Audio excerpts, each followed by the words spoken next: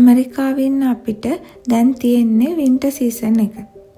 Winter කියපු ගමන් මතක් වෙන දේ තමයි හිම. අද වීඩියෝ එකෙන් අපි අරගෙන ඉන්නේ වින්ටර් සීසන් එකේදී වැටෙන හිම ගැන. ලංකාව සමකයට ආසන්නව තියෙන රටක් නිසා ඍතු භේදයක් දකින්න ලැබෙන්නේ නැහැ. ඒ වුණාට සමකයට ආසන්න නොවන ඇමරිකාව, කැනඩාව, එංගලන්තය වගේ රටවල් වල පැහැදිලි සීසන්ස් 4ක් දකින්න ලැබෙනවා. ඇමරිකාවේ ස්ප්‍රින්ග් එක එහෙම නැත්නම් වසන්ත ඍතුව තියෙන්නේ මාර්තු මාසයේ ඉඳලා මැයි මාසෙ වගේ වෙනකම්. මේ කාලයට පරිසර උෂ්ණත්වය සෙල්සියස් අංශක 15ක් වගේ වෙනවා. හරියට නුවරඑළිය වගේ. හැම මල් පිපෙන ගහකම මල් පිපිලා ගස් මල් වලින් පිරීලා යනවා.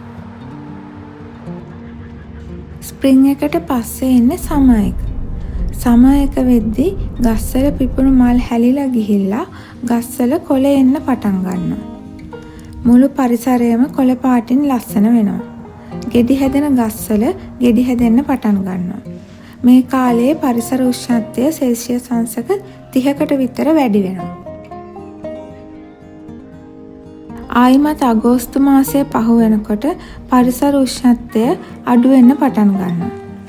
කොළ පාට තිබුණු ගස්වල කොළ ලස්සන කහ, තැඹිලි, රතු වගේ පාටවල් වලට හැලිලා යනවා. මේ කාලයට කියන්නේ ෆෝල් එක එහෙම නැත්නම් ඕටම් එක කියලා. පරිසරය කහ, තැඹිලි, රතු පාටට හැරෙන නිසා මේ කාලේ තියෙන්නේ අමුතුම ලස්සන. නොවැම්බර් දෙසැම්බර් වගේ මාස වෙනකොට ගස්වල කොළ සම්පූර්ණයෙන්ම හැලිලා යනවා. දෙසැම්බර් මාසෙ ඉඳලා පටන් ගන්න ශීත කාලය. එහෙම නැත්නම් වින්ටර් එක. මේ කාලයේ පරිසර උෂ්ණත්වය ගොඩක් වෙලාවට සෙල්සියස් අංශක 0ට ආසන්නයි. සමහර වෙලාවට 0ට වඩා පහළ ඍණ ගණන් වලටත් යන්න පුළුවන්. අද මේ වීඩියෝ එකෙන් පෙන්වන්නේ ඇමරිකාවේ වින්ටර් එක ගැන. අනිත් සීසන්ස් ගැන වීඩියෝස් ඉස්සරහට අරගෙන එන්න. ඒවා බලන්න අපේ channel එක එක්ක දිගටම රැඳිලා ඉන්න. හිම කියලා කියන්නේ ක්‍රිස්ටලයිස් වෙච්ච වතුර. වින්ටර් කාලයේ ටෙම්පරේචර් එක සෙල්සියස් 0ට පහළට යන නිසා වහිනාව වෙනුවට සමහර දවසට හිම වැටෙනවා. අපි දැන් ඉන්නේ නිව්යෝක් සිටි එක පේන මානේ. අර ඈතින් පේන්නේ නිව්යෝක් සිටි ස්කයිලයින් එක.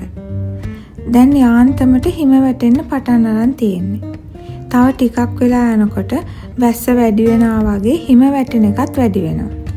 දැන් පරිසර උෂ්ණත්වය සෙල්සියස් අංශක -12ක් වගේ වෙනවා. හරිම සීතලයි. හිම හොඳටම වැඩි වෙන්න ගත්ත නිසා අපි ගෙදර එන්න පිටත් වුණා. ඔයාලට පේනවා ඇති දැන් හිම වේගයෙන් වැටෙනවා. වැටෙන හිම දිය වෙන්නේ නැති නිසා පොළව, ගස් ගෙවල්, වාහන උඩ හිම එකතු වෙන්න පටන් ගන්නවා. හෙට උදේ වෙනකොට මේ මුළු පරිසරයම හිමෙන් වැහිලා යනවා. මේ ඊළඟ දවසේ උදේ බලන්න මුළු පරිසරයම හිමෙන් වැහිලා ගිහිල්ලා.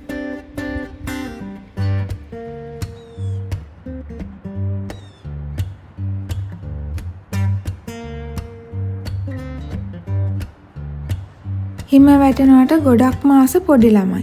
මොකද එයාලට හිමවල සෙල්ලම් කරන්න පුළුවන් නිසා. පොඩි ළමයි හිම වැටෙනකම් බලාගෙන ඉන්නේ ස්නෝමෑන් කෙනෙක් හදන්නයි ෂෙඩින් යන්නේ. ප්ලාස්ටික් වලින් හදපු පුංචි බෝට්ටුවක් වගේ ෂෙඩින් බෝඩ් එකක හරි ටියුබ් එකක හරි නැගලා හිම ගොඩේ පහළට වේගෙන් දිස්සලා යන එකට තමයි ෂෙඩින් කියලා කියන්නේ.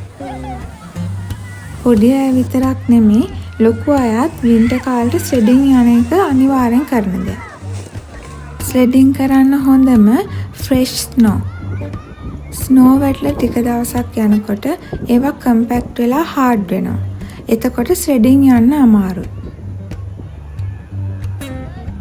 හිම වැටෙනකොට සැරට හුළඟ තිබුණේ නැත්තම් ගස්වල අතු වල තැන්පත් වෙනවා.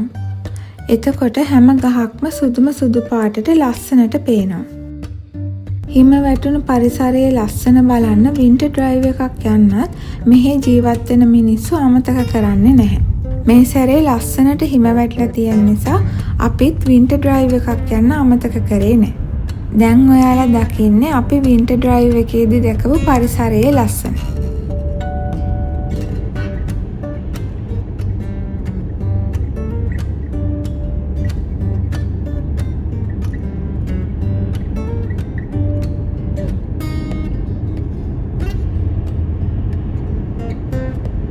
මේ සැරේ හරිම ලස්සනට හිම වැටලා තියෙන නිසා අපි මේ කැලෑවේ පොඩි හයික් එකකුත් ගියා.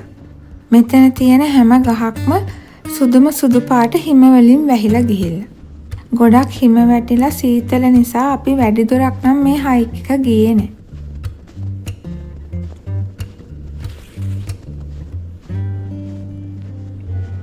වැස්ස වැහැලා වතුර ගලාගෙන යනවා වගේ හිම ගලාගෙන යන්නේ නැති නිසා හිම ඇකියුමුලේට් වෙනවා. ඒ නිසා වාහන උඩ වෝක්වේස් වල පාරවල් වල ගෙවත්තේ හිම අයින් කරන්න වෙනවා. හිම කොච්චර ලස්සන වුණත් හිම වැටිලා ඉවර වෙච්ච ගමන් මේ හිම ඔක්කොම සුද්ධ කරන එක නම් හරිම කරදරයක්.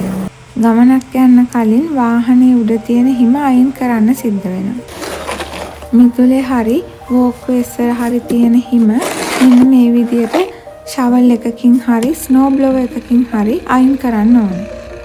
වෝක්වේස් වල තියෙන හිම අනිවාර්යෙන්ම පැය 24ක් යන්න කලින් සුද්ධ කරන්න ඕනේ.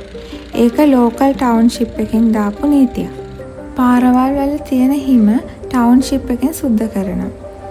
ඒකෙදි කරන්නේ ස්නෝ ප්ලව් එකක් හයි කරපු මෙන්න මේ වගේ ට්‍රක් එකක් පාර දිගේ යනවා. එතකොට මේ ස්නෝ ප්ලව් එකෙන් පාර මැද්දේ තියෙන හිම පාර අයිනට තල්ලු වෙලා පාර සුද්ධ වෙනවා. වින්ටර් කාලේට දකින්න ලැබෙන තව දෙයක් තමයි අයිසිකල්ස්. අයිසිකල්ස් කියන්නේ වහලවල් වලින් වගේ පහළට එල්ලෙන දිග අයිස් කූරු.